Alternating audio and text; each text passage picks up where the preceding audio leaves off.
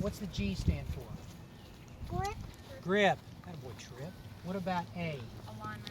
Alignment. What's S? Stance. And what's P? Posture. So what's that word? Gasp. Okay? Now in my group, when we got to the alignment, what was the example we used to help us align? Railroad track. Okay? In Coach Todd's group, he went about it probably maybe a little different. But with the railroad track, the ball is aimed on the right rail, so it's aimed at our target. Okay? As the flags do. The left rail is how we're going to set up and line our body. Okay? I had a lefty, so it's a little bit different for lefties. Yep, with it's just Mr. Bowe. opposite. Those lefties are always smarter than us anyway. Okay? Yes, sir. I need help opening this. Okay. You came to the right guy. I got honors, man. So we're going to use that railroad track when we're going through the alignment process. Now in stance, we also talked about the ball position. Okay? So you make sure that every time you set up, if that ball's not in the right spot, it's going to be a lot harder for you to hit it. Okay? So somebody from my group, what did I ask you to do with your feet before you set up to hit the ball? Yep. You start out with them together, and then you spread them out shoulder width. Irons are in the middle of your stance. Drivers where? On your left heel. Left heel, front foot. Okay. So if I'm gonna start up my feet together, and I'm gonna hit a driver, I'm just gonna step to the right. Or for my lefty, he's gonna step to the left. Correct? Okay. I'm taking a little tiny step. Take a little tiny step. The big thing, you know, ladies and gentlemen, is you have to take your time in between each shot. Okay? This game is not the easiest game, you know, to master. So if you start out and you don't go through this grip, alignment, stance, posture before every shot, it's going to be harder for you to be successful. Okay? So, who here plays basketball? Used to. Okay, did you ever shoot foul shot? All right. Did you dribble the ball when the referee threw it to you? Did you dribble it once or twice before you shot it? Why would you do that? It helped me set up. Helped you set up. Get warmed up. Get warmed up. Okay? So think about who else? What's another sport some people play? Football. Ski. Skiing. I love to ski. What do you guys play? Baseball. Baseball. Okay, so Well, we actually. Have you seen a ball? T-ball. Yeah. T-ball rules, man. Okay. T-ball. So before the player hits the ball and say you're in the field, what does your coach tell you to do to get ready? Kind of bend down a little bit, get your glove up. Okay. Well, in golf, that's why we go through those steps and we use that railroad track and we line up and we get our feet spread apart. Okay? If you all learn these things now and they become habits, you're going to be set up to be successful a whole lot quicker. If you just stand there and just swing and swing and swing and swing and you struggle, you're going to think this game's boring and you're not going to come back out here and now we're going to feel like we haven't helped you the best we can. Okay? Any questions? It's pretty good stuff there, guys. Todd? I would tell you in the setup, always feel relaxed. One of the reasons when you set up, you're taking these little waggles, and when you're taking your time, it should be helping you to relax. You never want to be tensed up and tight, okay? So when you're taking your time to set up, always feel like you're relaxed over it. Who here's still in school? Where do you guys go to school? Summer? You out of school? Are you out of school for the Yeah, summer? I'm in summer. You're still I in got school? out on the 20th. Nope. Is So- everybody out of school? Is anybody here ready to go back to school? Yes. You're ready to go back to school? I Ready. love school. Really? That's I good. do. I love school. That's Do all. you? Hate it. It's where all your friends are. That's where your Exactly. friends are? That's why I Well, go 15 most of the years time, in a just to see my friends and Yeah. learn. Well, what if we got all your friends to come here and play golf? Would that be okay? Yes. Okay. Then I'll stop going to So- school. I know that If all my friends came here, I would just take school. I know you guys are out of school, but I'm going to give you some homework. Okay?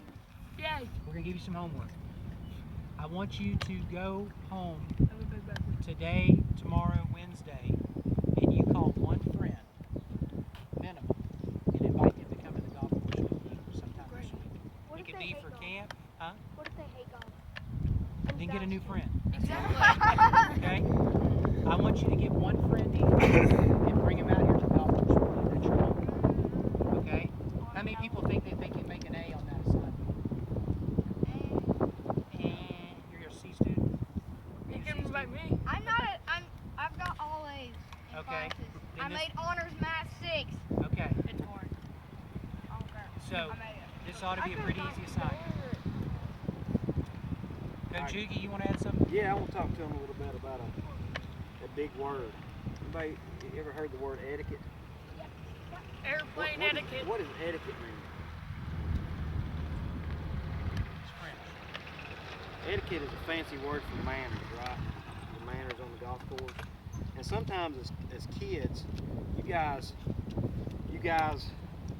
some of the older guys at the golf course assume you're not going to take care of the golf course. Okay? Sometimes they frown upon it. And we have to do a good job about changing that attitude, right? So there's some things I want to talk to you about really quickly before we go back to hitting some balls about golf course etiquette. It's very important. Okay, it's one of the most important lessons we learn all week. Always remember this: you want to leave the golf course each time you play better than you found it.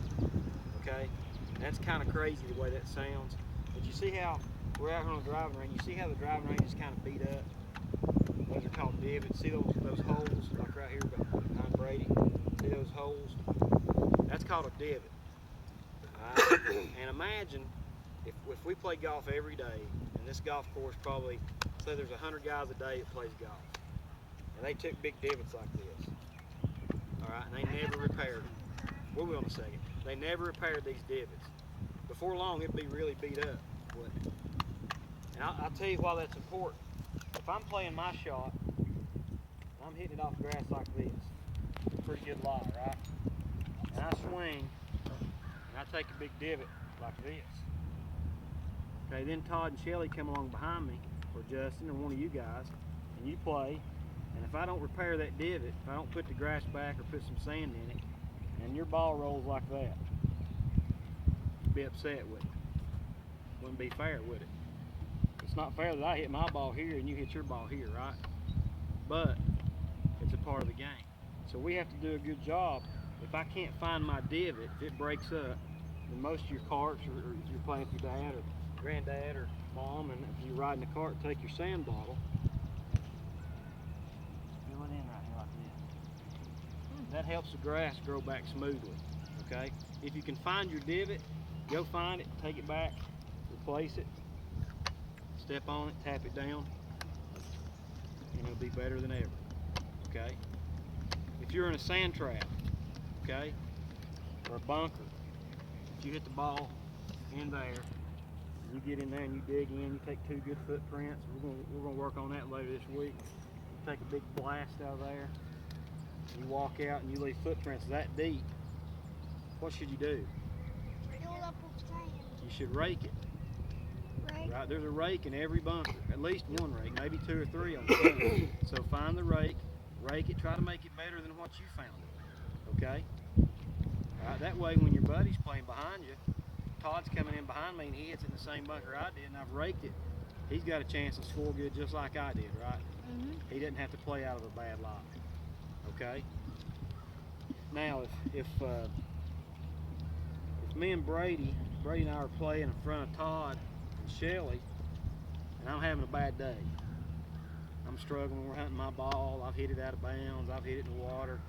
And I look back, Todd and Shelley's back there waiting on us. Next hole I look back, they're back there waiting on us, getting frustrated. What do you think I should do? What do you think Brady and I should do?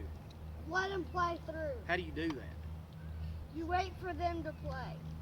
You look back, get their attention, wave them on. And it may help me if I'm playing, normally if I'm playing bad, I get frustrated and you tend to play quicker, okay? So it may help me. I don't want to look back and see those guys looking at me, steam coming out of their ear. They're mad because they're probably playing pretty good. Maybe I'm having a bad day. So I'm gonna step to the side, wave those guys through, and then I'll have freedom behind me. Maybe I'll get my breath, take a deep breath, take a couple extra practice swings, and it'll help my game, right? It'll help me get back on track. And they'll have a good day because they're moving at a better pace. That's very important. Very important, okay? Always remember that. Now, when you hit a shot into the green, okay, Bo hits a big 8-iron into the green, comes down, boom, it hits on the green. It'll make a little indentation about that big, right? It's called a ball mark. Now imagine, you know how smooth the putting green is. everybody's played putt-putt and been on a putting green, how smooth the grass is. Just think, if 100 guys a day come through and hit these greens, it'd look like the moon. You ever seen a picture of the moon? Yep. It's got craters all over it. I've seen the man in the moon a couple of times. Yeah, and we're going to work on how to fix ball marks on the green once we get to the putting part of it. But if we didn't fix those ball marks, it'd be like putting on the moon. It'd be real bumpy. You couldn't make any putts. You may hit a perfect putt and hit a ball mark, knock it offline, you'd be mad, right? So we're going to show you how to take a divot repair tool or maybe a tee and fix those ball marks, tap it down with your putter, okay? And maybe fix, when you go on a green, fix your ball mark and fix 2 more. Get in that habit. Find 2 more. Challenge yourself. There's one, we'll go over here and fix it. There's another. Somebody missed theirs. When you fix 3, you've left the golf course better than what you started with, right? That's very important. And a lot of these, when you do that, guys, a lot of these older guys, they'll see that, and then they'll start spreading word. Man, these kids know what to do. They're playing well, and they're taking care of their golf course. Right, Todd? They'll spread the word so you guys are good golfers. And you'll be able to come out here and play anywhere you want.